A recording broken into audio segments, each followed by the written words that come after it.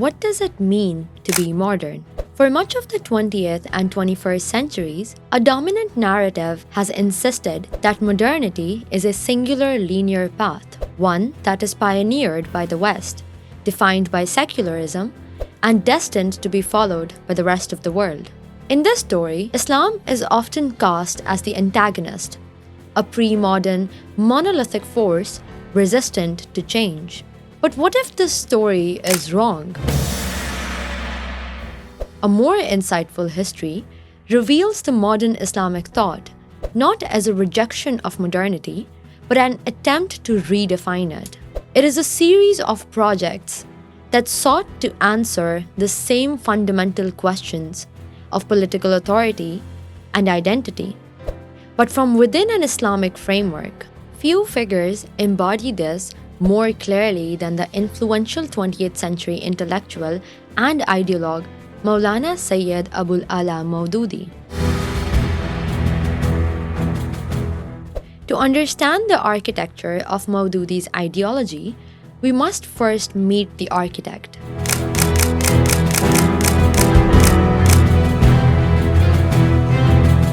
Born in 1903 in colonial India, Sayyid Abul Maududi was not a traditional cleric from a religious seminary. He was a largely self-taught, a journalist, translator, and intellectual, forged in the fires of a collapsing Muslim empire and the rise of an assertive Hindu nationalism.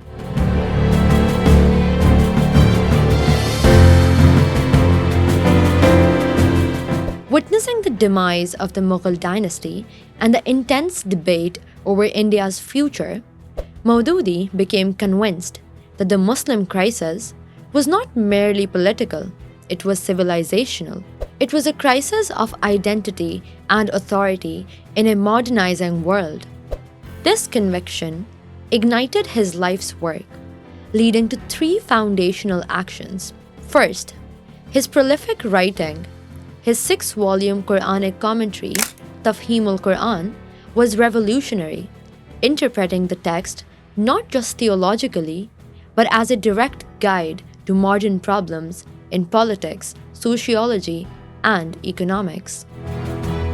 Second, he founded the Jamaat-e-Islami in 1941. This was not a traditional religious group, but a disciplined, modern political party designed to be the vanguard of the Islamic State that he envisioned. And third, he articulated the concept of Hakimiyya, the absolute sovereignty of God.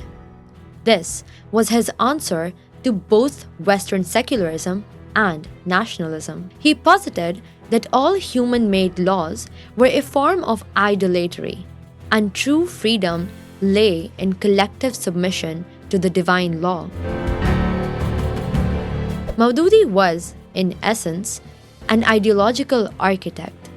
He used modern tools, i.e., political organization, systematic ideology, and mass communication to build what he believed was the only authentic alternative to the secular modern state, to articulate a vision of Islam not as a mere personal faith, but as a complete and self-sufficient system, an ideology for modern life.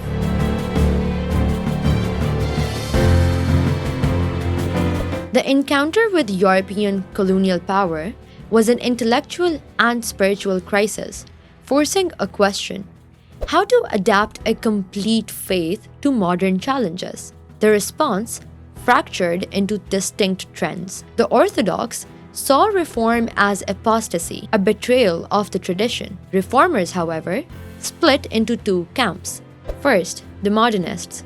These were often from the European educated intelligentsia, used interpretation, that is, ijtihad, to align Islam with Western science and politics. Second, the Revivalists. They advocated a return to a purified original Islam to combat colonial influence.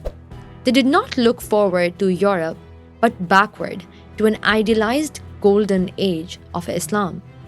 For them, the solution was a return to the principles of faith unity, hard work, and sacrifice, and a simultaneous embrace of the science and technology that had given the West its power that it had today. This created a desire to revive the past, to weaponize it for the future.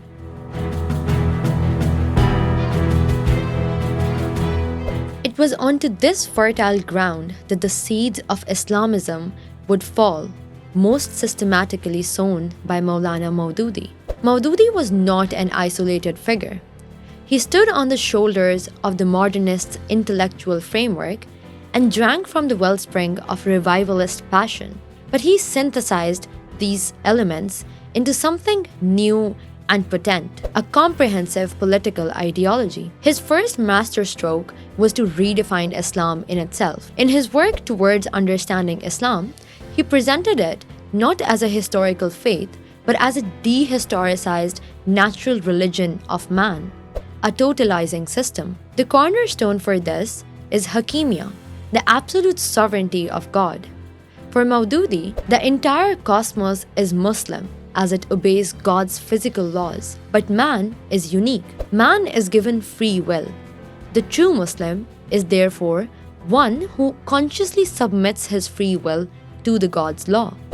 The unbeliever, or kafir, is not merely an atheist.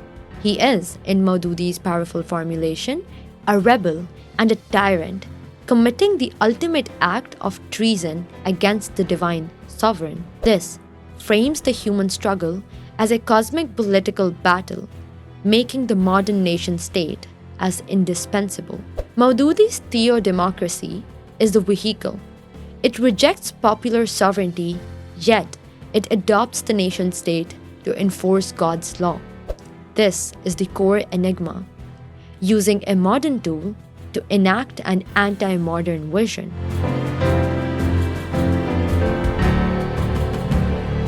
For Maududi, the Islamic State's goal was not merely to rule, but to produce a new kind of human being, the perfect Muslim subject.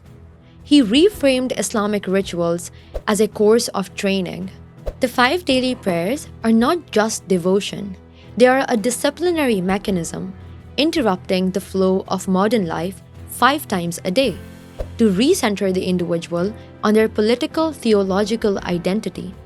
Similarly, zakat is presented as the antidote to the selfishness, greed, and acquisitiveness of capitalism in today's world.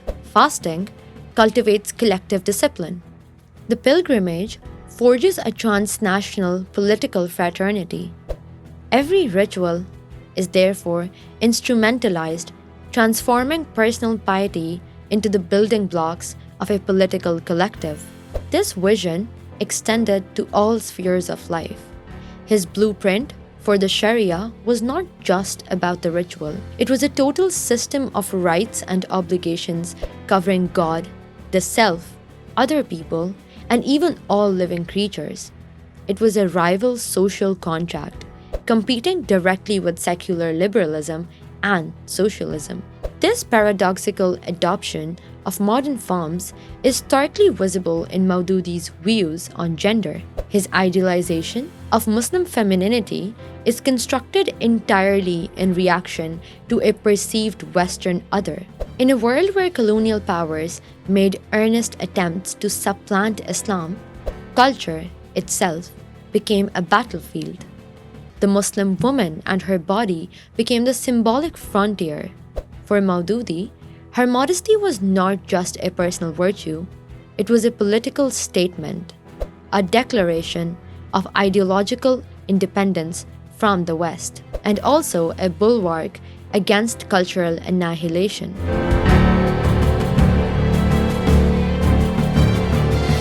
So where does Maududi fit in the broader Islamist picture? Think of Khomeini. Both believed a state needed the guiding hands of religious scholars, but their approaches differed dramatically. Maududi envisioned a gradualist ideological vanguard, the Jamaat-e-Islami, slowly reshaping the society from within, while Khomeini established an immediate, outright theocratic rule under the Vilayat-e-Faqih. This deep caution also explains his economics. Maududi was profoundly fearful of revolutions and the populist jargon of the left, seeing socialism as an existential threat to the social order. He resorted to endorsing private ownerships and capitalism, even if largely uncritical of its potential harms.